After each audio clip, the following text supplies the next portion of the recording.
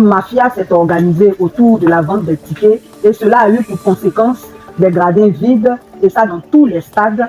Et donc nous voulons interpeller ici le président de la République. Nous sommes habitués à l'impunité, mais cette fois-ci-là, pour son honneur, il faut que quelque chose soit fait.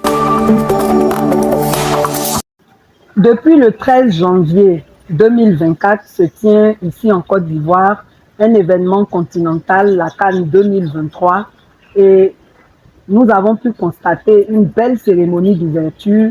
Malheureusement, il nous a été donné aussi de constater qu'une mafia s'est organisée autour de la vente des tickets et cela a eu pour conséquence des gradins vides et ça dans tous les stades. Et donc, nous voulons interpeller ici le président de la République. Nous sommes habitués à l'impunité, mais cette fois-ci-là, pour son honneur, il faut que quelque chose soit fait de ce fait-là parce que cela nous humilie devant les étrangers. Chers peuples africains, chers COCAN, chers organisateurs de la CAN 2023 en Côte d'Ivoire, nous sommes à la fondation Félix Houphouët-Boigny et il n'y a pas de ticket d'entrée au stade. Et c'est pas normal. C'est un cri de cœur que nous envoyons ici à l'endroit du COCAN. Nous sommes ensemble avec les frères africains.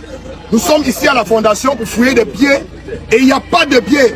Les billets sont vendus aux revendeurs qu'ils vendent les billets dans la rue à 100 000. Et c'est pas normal. Nous avons quitté nos différents pays africains. Nous sommes venus dans le pays de Félix Houphouët-Boigny, du président Alassane Ouattara, du pays organisateur, pays hospitalier, parce que nous voulons vivre cette CAN. C'est notre fête africaine. Je suis là avec mes frères guinéens, mais nous n'avons pas de pieds. C'est pas normal et après les stades sont vides. Est-ce une mafia? Est-ce une manipulation? Nous, on voudrait savoir. C'est un cri de cœur pareil. Vous voyez, il y a des gens qui achètent les tickets.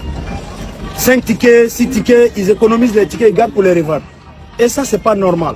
Des étrangers qui viennent et puis qui font des vidéos pour dire qu'eux, ils ne sont pas venus pour regarder le match à la télé. Nous, là, ça nous fait honte. Donc, il faut qu'on réagisse par rapport à ça.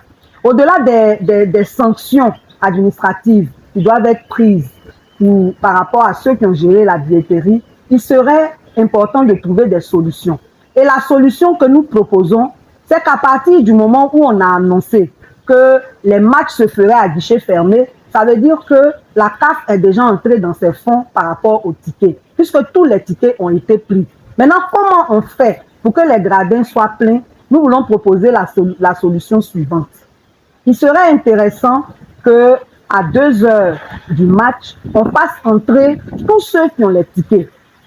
De sorte qu'une fois que ceux qui ont les tickets entrent, ceux qui n'ont pas les tickets, qu'ils soient ivoiriens ou étrangers, entrent gratuitement afin que les gradins soient pleins. Ça va faire que ceux qui ont confisqué les tickets là, ça va rester dans leurs mains.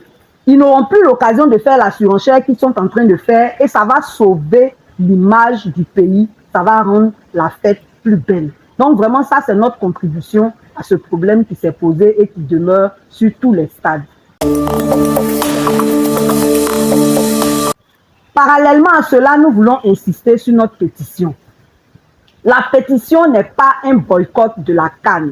La pétition est la manifestation de notre responsabilité et de la conscience que nous avons que malgré la CAN, nous sommes face à nos réalités. On continue de vivre, on continue de payer nos factures.